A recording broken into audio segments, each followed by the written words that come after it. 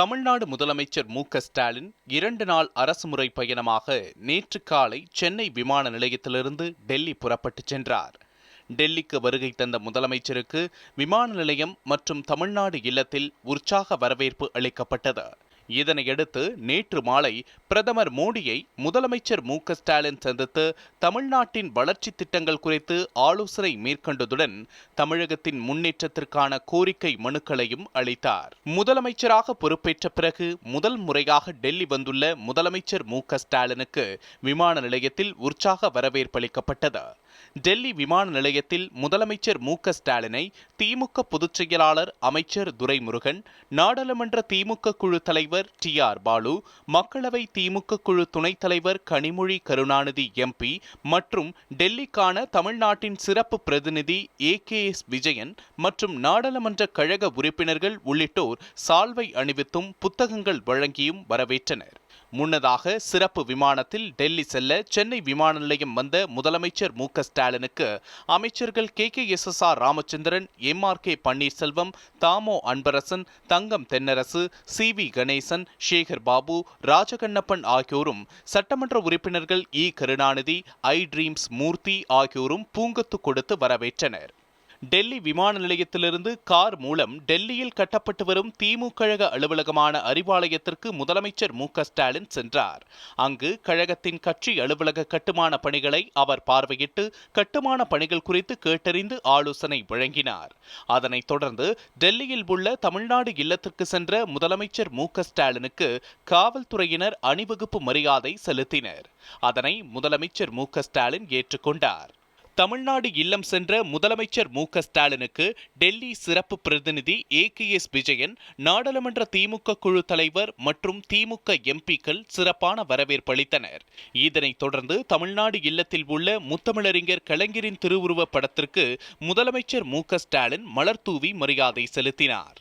தமிழ்நாட்டின் வளர்ச்சி திட்டங்கள் குறித்து பிரதமருடன் ஆலோசனை நடத்திட முதலமைச்சர் மு.க.ஸ்டாலின் நேற்று மாலை 5 மணிக்கு பிரதமர் அலுவலகத்திலிருந்து அனுப்பி வைக்கப்பட்ட புல்லட் ப்ரூஃப் காரில் பிரதமரை சந்திக்க புறப்பட்டார். அங்கு பிரதமர் நரேந்திர மோடிக்கு முதலமைச்சர் மு.க.ஸ்டாலின் பொன்னாடை அணிவித்தும் மலர்கொத்தும் வழங்கினார். பிரதமரும் முதலமைச்சர் மு.க.ஸ்டாலினுக்கு பொன்னாடை அணிவித்து வாழ்த்து தெரிவித்தார்.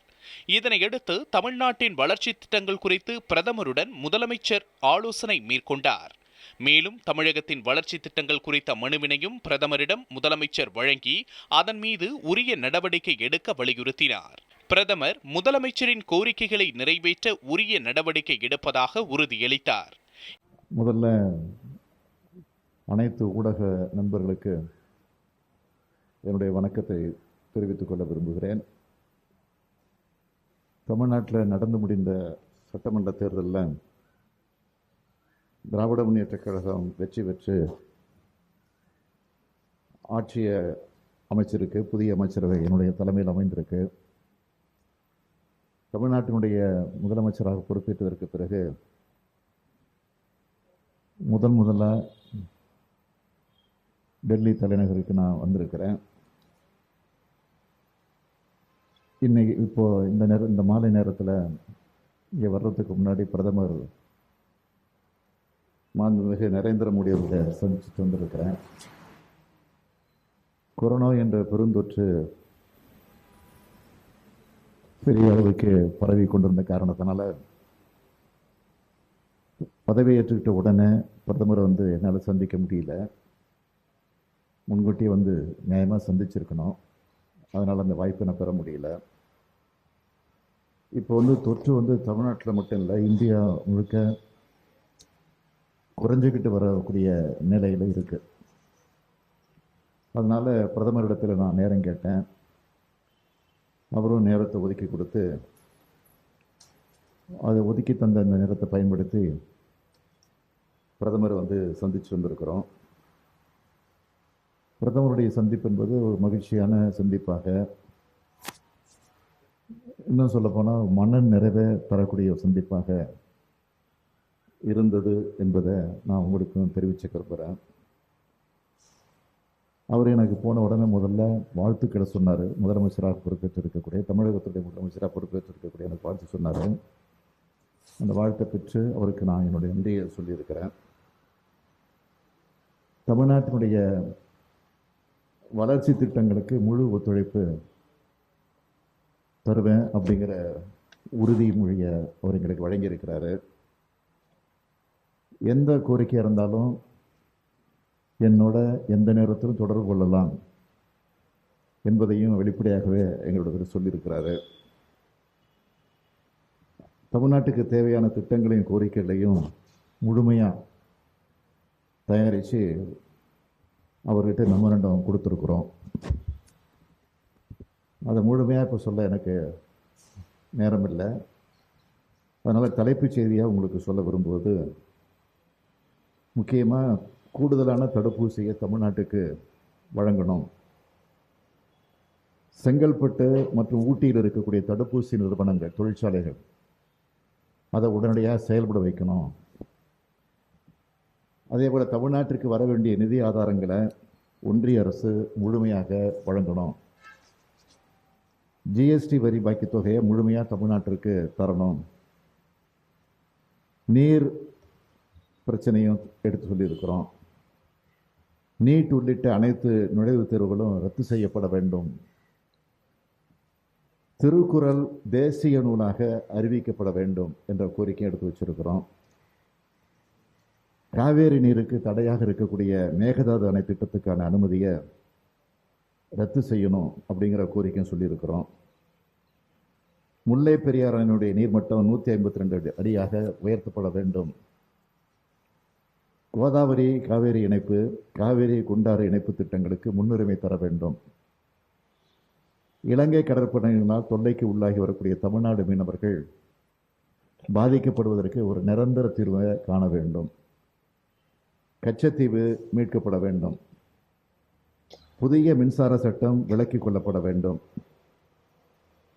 ஏற்கனவே அறிவிக்கப்பட்டு இருக்கக்கூடிய மதுரை எய்ம்ஸ் மருத்துவமனையை விரைவில் அமைக்க வேண்டும். அது மட்டும் இல்லாமல் கோவையில் எய்ம்ஸ் மருத்துவமனை ஒன்றை அமைப்பதற்கான திட்டத்தை அவங்க முன்னெடுத்து முயற்சிக்க வேண்டும். மருத்துவ கல்வியில் இதர பிற்படுத்தப்பட்டோருக்கான இடஒதுக்கீடு தரப்பட வேண்டும். ஜவுளி பூங்காக்கள் அமைக்கப்பட வேண்டும். அறிவிக்கப்பட்ட பாதுகாப்புத்துறை தொழிற்சாலைகள் அமைக்கப்பட வேண்டும். புதிய கல்விக் கொள்கையை திரும்ப பெற வேண்டும். நாடு முழுவதும் இலவச மற்றும் கட்டாய கல்வியை உறுதிப்படுத்த வேண்டும். கொரோனா காலத்தில் வாழ்வாதாரம் இழந்த மக்களுக்கு பல்வேறு சலுகைகளை ஒன்றிய அரசு வழங்கிட வேண்டும். சென்னை மெட்ரோ ரயில் 2ஆம் திட்டத்தை உடனடியாக செயல்படுத்த வேண்டும். ஈழத்திலிருந்து அகதிகளாக வந்து தமிழ்நாட்டில் வாழக்கூடிய மக்களுக்கு இந்திய குடியுரிமை வழங்கப்பட வேண்டும். சென்னை உயர்நீதிமன்றத்தின் வழக்காடு மொழியாக தமிழ் அறிவிக்கப்பட வேண்டும். செம்மொழி தமிழாய்வு நிறுவனம் சீரமைக்கப்பட வேண்டும். உலக பல்கலைக்கழகங்களில் தமிழ் இருக்கைகள் அமைக்கப்பட வேண்டும். இடஒதுக்கீடு எனப்படும் சமூக நீதியின் அளவுகோலை மாநிலங்களை நிர்ணயித்துக் கொள்ளக்கூடிய உரிமை தந்தாக வேண்டும். சேது சமுத்திர திட்டம் அமல்படுத்தப்பட வேண்டும். பல்வேறு நெடுஞ்சாலைகள், துறைமுகங்கள், விமான நிலையங்கள், மேம்பாட்டு திட்டங்கள், நாடாளுமன்றத்திலையும் சட்டமன்றத்திலையும் பெண்களுக்கு 33 விழுக்காடு இடஒதுக்கீடு வழங்கக்கூடிய சட்டம் நிறைவேற்றப்பட வேண்டும். ரயில்வே திட்டங்கள் நிறைவேற்றப்பட வேண்டும். குடியுரிமை திருத்தச் சட்டம், 3 வேளாண் சட்டங்கள் திரும்ப பெற வேண்டும். இப்படி பல்வேறு கோரிக்கைகளை பிரதமர் மோடி அவர்களிடத்தில் நாங்கள் மெமரண்டமாக கொடுத்துருக்கிறோம். சில செய்திகளை தலைப்புச் செய்திகளாக இடத்தில் நேரடியாக சொல்லியிருக்கிறோம். இதில் பல பிரச்சனைகள் நேரடியாக ஒன்றிய அரசு செய்ய வேண்டிய பிரச்சனைகள், இன்னும் பல மாநில அரசின் எங்களுக்கு அனுமதி வழங்க வேண்டிய பிரச்சனைகள், சில பிரச்சனைகள் 2 அரசுகளும் இணைந்து செய்ய வேண்டியது இருக்கு. எனவே ஒன்றிய அரசும் தமிழ்நாடு அரசும் இணைந்து இந்த கோரிக்கைகளை படிப்படியாக நிறைவேற்றணும். நிறைவேற்ற முடியும் என்ற நம்பிக்கையை எனது இந்த டெல்லி பயணம் எனக்கு கொடுத்துருக்கு அப்படின்னு நான் நம்புகிறேன். இப்போ வச்சிருக்க கோரிக்கைகளை ஒவ்வொன்றா நிறைவேற்ற ஒன்றிய அரசுக்கு தொடர்ந்து, இன்னைக்கு மட்டும் இல்லை, தொடர்ந்து நாங்கள் அழுத்தம் கொடுப்போம். அப்படி கொடுக்குற நேரத்தில் இந்த தலைநகரில் இருக்கக்கூடிய தமிழ் ஊடகங்கள் நீங்களும் தமிழ்நாட்டு மக்களுக்காக வாதாடணும் அப்படிங்கிற என்னுடைய அன்பான கோரிக்கையை இந்த நேரத்தில் எடுத்து வச்சுக்கிட்டு இந்த அளவோடு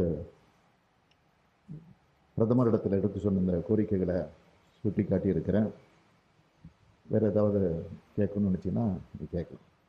தமிழ்நாட்டிற்கு கூடுதல் தடுப்பூசிகளை வழங்க வேண்டுமென்றும் நீட் உள்ளிட்ட அனைத்து நுழைவுத் தேர்வுகளையும் ரத்து செய்ய வேண்டுமென்றும் மதுரையில் எய்ம்ஸ் மருத்துவமனையை விரைந்து அமைக்க வேண்டும் என்பன உள்ளிட்ட பல்வேறு கோரிக்கைகளை தமிழ்நாடு முதலமைச்சர் மு.க.ஸ்டாலின் பிரதமர் மோடியிடம் வழங்கினார்.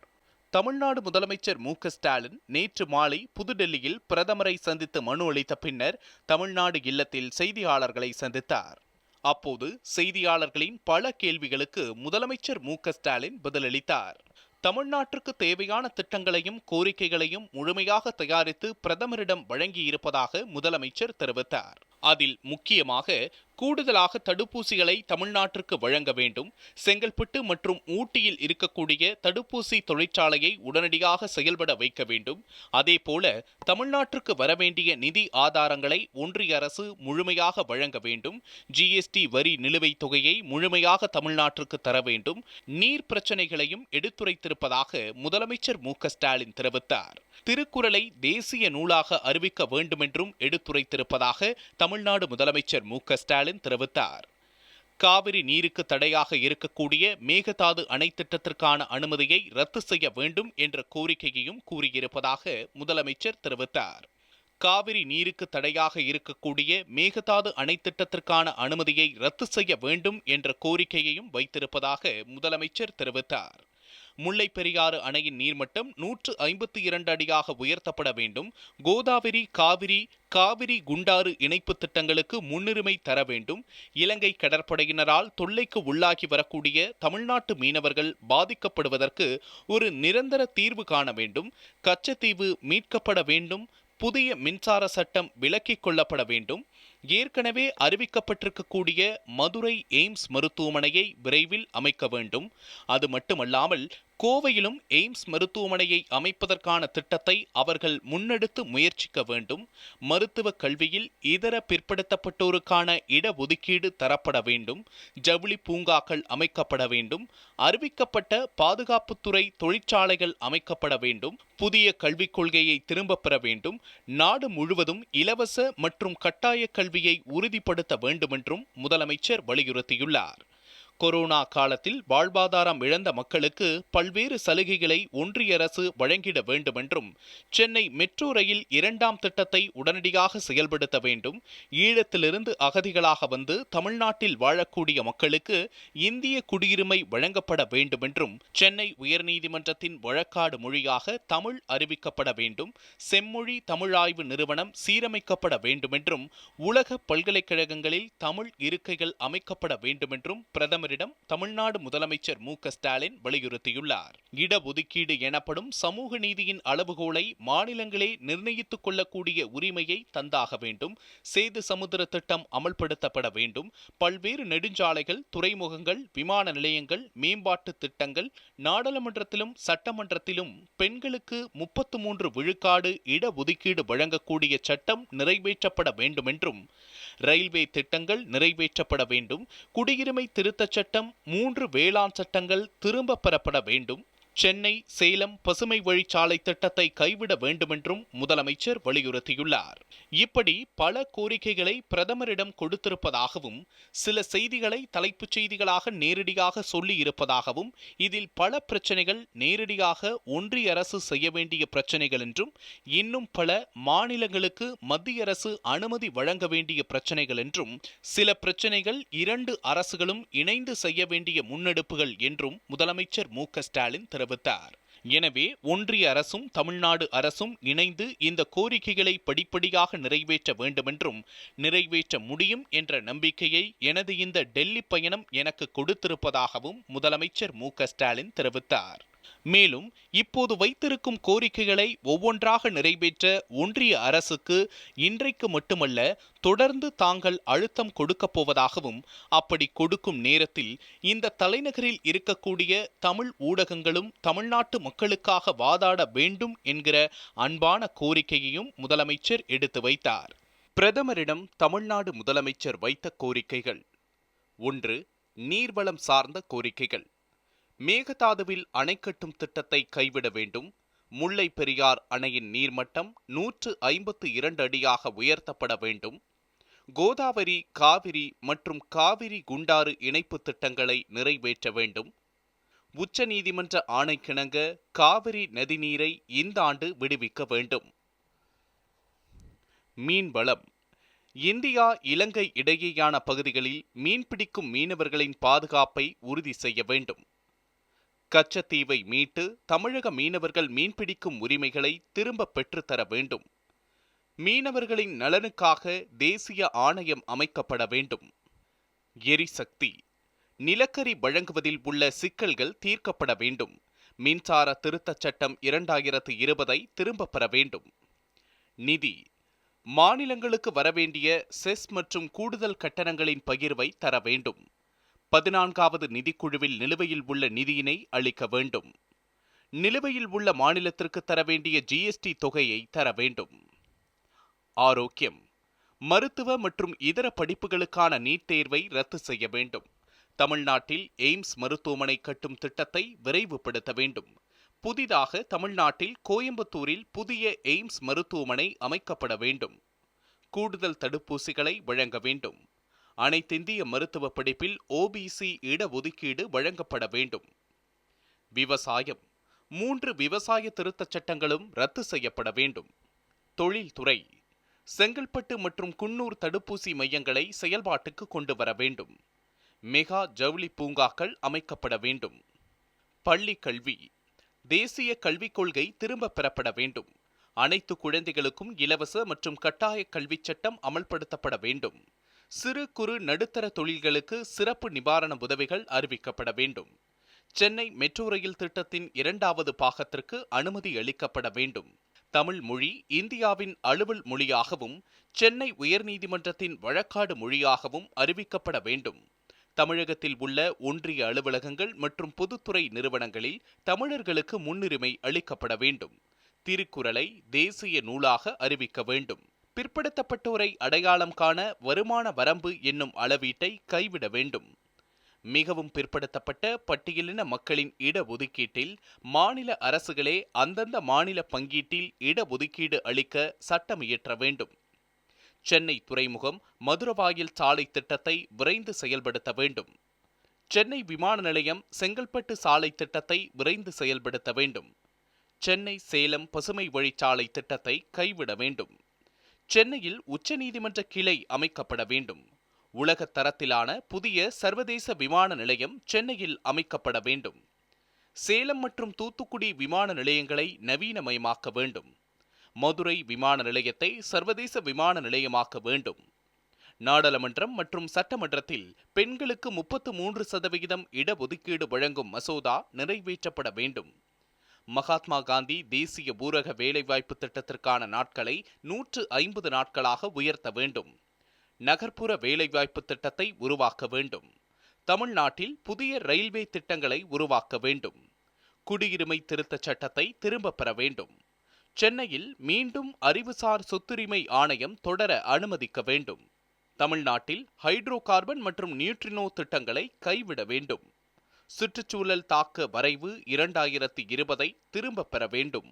டெல்லியில் பிரதமர் மோடியை சந்தித்த தமிழ்நாடு முதலமைச்சர் ஸ்டாலின் தமிழ்நாடு இல்லத்தில் செய்தியாளர்களின் பல்வேறு கேள்விகளுக்கு பதிலளித்தார். கடந்த 5 வருடங்களாகவும் அதற்கு முன்னாடியும் நிறைவேற்றப்படாத திட்டங்களாகவும் அறிவிப்புகளாகவும் இருந்த இது இனி வரக்கூடிய நாட்கள்ல மட்டும் எப்படி நிறைவேற்றப்படும்னு எந்த அளவுல நம்புறது, அதுக்கான நம்பிக்கையை நீங்க தமிழ்நாடு மக்களுக்கு எந்த வகையில கொடுக்க போறீங்க சார்? நாங்க டீட்டெயிலா கொடுத்தது மட்டும் இல்லை, காரண காரியங்களையும் சொல்லியிருக்கிறோம். நான் முழுசாக அது சம்பந்தப்பட்ட அமைச்சர்களோடு அதிகாரிகளோடு கலந்து பேசி நிச்சயமாக நல்ல முடிவு எடுப்பேன், நம்பிக்கையோடு இருங்க அப்படிங்கிற உறுதி கொடுத்துருக்கிறாரு. அந்த நம்பிக்கையில் தான் நாங்கள் இருக்கோம். சார், 7 பேர் விடுதலையில தமிழக அரசினுடைய தற்போதைய நிலைப்பாடு என்ன? ஒரு நீண்ட கால பரோல் அவங்களுக்கு வழங்கலாம் விடுவிப்புக்கு பதிலா அப்படின்ற ஒரு தகவல் வந்திருக்கு. 7 பேர் விடுதலையில அது ஆளுநர் கவர்னர் தமிழ்நாட்டு ஆளுநர் குடியரசுத் தலைவருக்கு அனுப்பிச்சி வச்சுட்டாரு. அதனால குடியரசுத் தலைவருக்கு நினைவுபடுத்தி ஒரு கடிதம் நாங்கள் பொறுப்புக்கு வந்தோடனே அனுப்பிச்சிருக்கிறோம். இப்போ அது நீதிமன்றத்தில் இருக்கு.